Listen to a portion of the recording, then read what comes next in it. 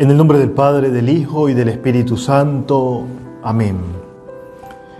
Ángel de Dios, que eres mi custodio, ya que el Señor me ha encomendado a ti, ilumíname, guárdame, rígeme y gobiérname. Amén. María, Reina de los Ángeles, ruega por nosotros. En el nombre del Padre, del Hijo y del Espíritu Santo. Amén. Bienvenidos, estimados hermanos, a nuestro tema número 20. Iniciamos la tercera y última parte de nuestro camino de preparación a la consagración a nuestro ángel de la guarda.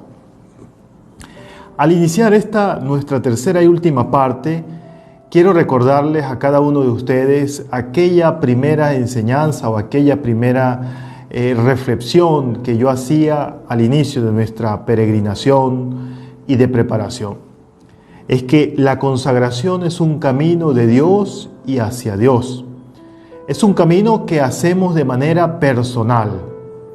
Alguna persona me preguntaba: Padre, ¿el ángel de mi guarda es el mismo de mi esposo, es el mismo de mis hijos? Por fe decimos que no.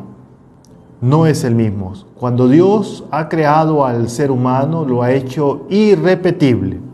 Cuando Dios ha creado las cosas del cielo y las de la tierra, las cosas visibles y las invisibles, las ha realizado únicas, porque Dios no se ha equivocado nunca.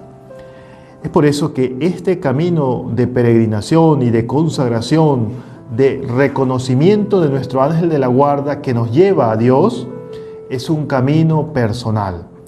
Yo espero que durante estos próximos días sigamos en esta sintonía de oración, esta sintonía en la cual realmente sentimos y nos relacionamos con nuestro ángel de la guarda. Ayer precisamente terminamos la parte bíblica con el libro del Apocalipsis, que viene a decirnos que la gran verdad que se nos revela en este libro y en la Sagrada Escritura es que Cristo ha resucitado y que el reino de Dios ha iniciado ese camino en el cual tú y yo formamos parte.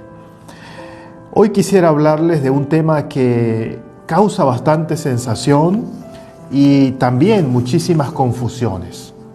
El tema de la clasificación y del orden de los ángeles. Mañana estaremos hablando y abordando el tema de la jerarquía de los ángeles. Partimos de igual modo de la palabra de Dios. La carta a los Hebreos en su capítulo 12, versículo 22, y el mismo libro del Apocalipsis en su capítulo 5 y 11, nos señalan una gran verdad. Existen millares de ángeles, los cuales han sido creados por Dios, y estos se encuentran organizados como un poder. En el tema que hablé de los ángeles y los salmos, los ángeles y los salmos, les preguntaba y les decía a ustedes que Dios es armonía, Dios es organización, Dios es equidad. Por tanto, los ángeles están organizados. Es por eso que la Iglesia, a través de la tradición, nos ha señalado este orden o esta clasificación de los ángeles. Esto no quiere decir que un ángel es mejor que otro. Todos reciben poder de Dios, porque es a Dios a quien obedecen y es a Dios a quien ellos en última instancia están direccionados. Pero hagamos un poco de historia en nuestra iglesia. El catecismo de la Iglesia Católica y la tradición nos dice que esta clasificación y orden de los ángeles se la debemos a un pseudo Dionisio Areopagita, que es considerado como el padre de la teología mística, citado nada más y nada menos, por ejemplo, 1700 veces por Santo Tomás de Aquino y también por uno de nuestros grandes santos místicos, San Juan de la Cruz. La Iglesia, a partir de este Dionisio, se enumera 9 coros de ángeles divididos en 3 jerarquías. de 3 coros cada uno. Recordemos la definición que hemos venido dando de ángel. Decía San Agustín: si me preguntan cuál es su oficio, tengo que decir que ángel, es decir, mensajero de Dios. Si me preguntan cuál es su naturaleza, debo decir que son espirituales. Es decir, su tarea es la de ser mensajeros de Dios, estar en continua relación con Dios. Y es de allí donde viene esa clasificación y ese orden destinados a lo que Dios quiere hacer y acontecer en el ser humano. Por eso vimos en el libro del Génesis, en el libro de Éxodo, en el libro de Números, en las Crónicas, en los Reyes, hasta llegar al Apocalipsis, como la presencia de los ángeles en las realidades humanas se ha manifestado para no hacer otra cosa más que decir que es Dios quien tiene el dominio. Por eso lo decimos en el credo de nuestra Iglesia católica: creo en Dios Padre de las cosas visibles y las invisibles. Él las creó de la nada. Entonces, ¿qué decir nosotros? Esta organización aplica tanto a los ángeles buenos como a los ángeles caídos, teniendo como premisa lo que ayer también acentuaba, que Dios lo ha creado todo bueno.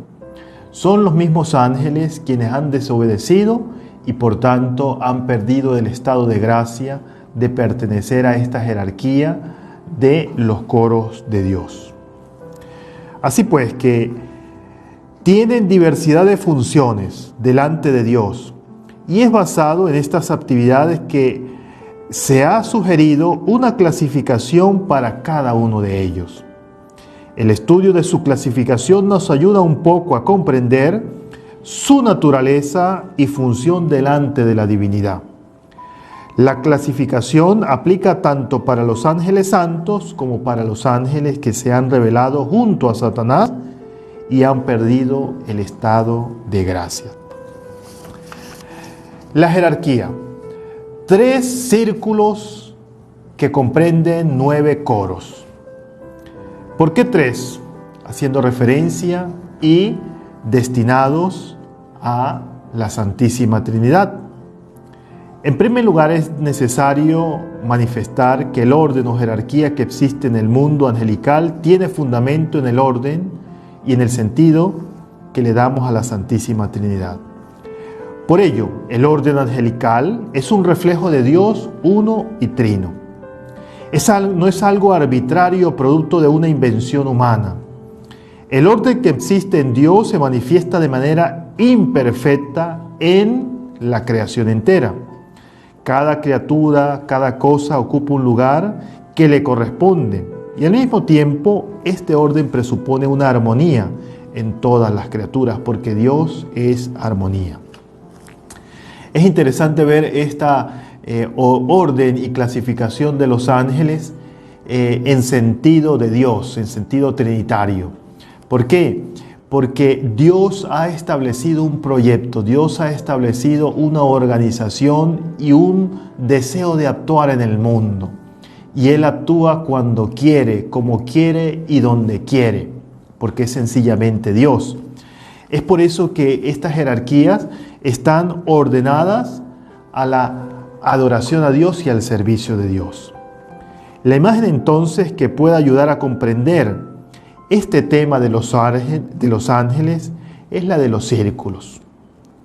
El primer círculo corresponde a los más cercanos a Dios, de forma que allí radican, según este pseudo Dionisio, los serafines, los querubines y los tronos.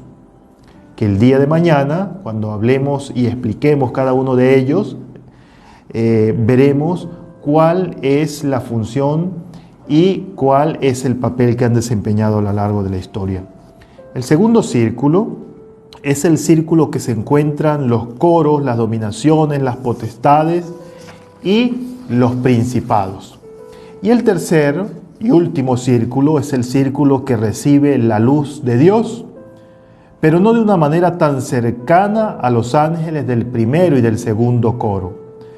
Asimismo, son los ángeles más cercanos a los hombres. En este círculo están las virtudes, los arcángeles y nuestro ángel custodio. Es necesario decir y aclarar una cosa, de acuerdo a la tradición, que de alguna forma hay unanimidad respecto a la secuencia de los coros que integran el primer círculo. Igualmente hay una unanimidad en la posición que ocupan los arcángeles y los ángeles. Sin embargo, frente a los hombres y secuencias que ocupan los demás coros, no hay unanimidad. Debido, entre otras muchas razones, a que el apóstol San Pablo, al hablar de este tema en diferentes cartas, no sigue el mismo orden. Esto no quita ni agrega. Esto va de acuerdo a la teología y de acuerdo al fundamento, por ejemplo, cuando hablaba de la presencia de los ángeles en la literatura paulina. Por tanto, hemos señalado, en resumen, anteriormente, que en el Primer Testamento se nombran tres grupos de seres: los querubines, los serafines y los ángeles. En el Nuevo Testamento, San Pablo nos ofrece los otros 6 grupos, nombrados los tronos, dominaciones, principados, potestades, virtudes y arcángeles. En donde sí hay unanimidad, de acuerdo a toda nuestra tradición, tiene que ver en el servicio que realizan en Dios y hacia Dios. Y allí tiene sentido lo que ahora quisiera compartir para terminar este primer tema de esta, nuestra última y tercera parte en preparación a la consagración. La prioridad de la gracia, que a través de los ángeles nosotros podemos alcanzar y a la cual estamos también llamados. Probablemente el error más frecuente que podemos cometer en una misión es el de pensar que todo depende de nosotros. Y esa es la gran tarea en el mundo actual. Esta actitud nos conduce al miedo de no poder cumplir las expectativas. San Juan Pablo II nos dice lo siguiente: hay una tentación que siempre afecta cualquier camino espiritual y también la acción pastoral de nuestra iglesia. Pensar que los resultados dependen de nuestra capacidad de actuar y de proclamar. Allí la enseñanza que quisiera dejar como tarea para nuestro tercero y última parte de preparación. Escucho con frecuencia muchas personas que hablan de decretar, de nombrar, de establecer. Decreto que los ángeles, decreto que con la espada de San Miguel, decreto que con el poder de los ángeles, decreto esto y decreto lo otro. Ese es el pecado del cual ayer también hablábamos, de esa voz del demonio que nos habla el catecismo de la Iglesia Católica, que nos hace alejar de Dios. El católico cristiano no decreta, el católico cristiano espera la voluntad de Dios. Esa es la gran experiencia que al menos he querido transmitir cuando hablaba de los ángeles en la Biblia. Dejar que Dios actúe en nuestra vida, pedir la fuerza y pedir la compañía de nuestros ángeles, estos coros que están ordenados, que están clasificados, que están en servicio de Dios y en sintonía con el hombre, para que acontezca Dios en nuestra vida. Pidámosle a nuestro ángel de la guarda, pidámosle a estos coros que también mañana vamos a ver con mayor claridad, que nos ayude para que ese Dios viva y se haga presente en cada uno de nosotros. Muchísimas gracias por haberme acompañado una vez más en este tema. Los espero el día de mañana. Que Dios les bendiga.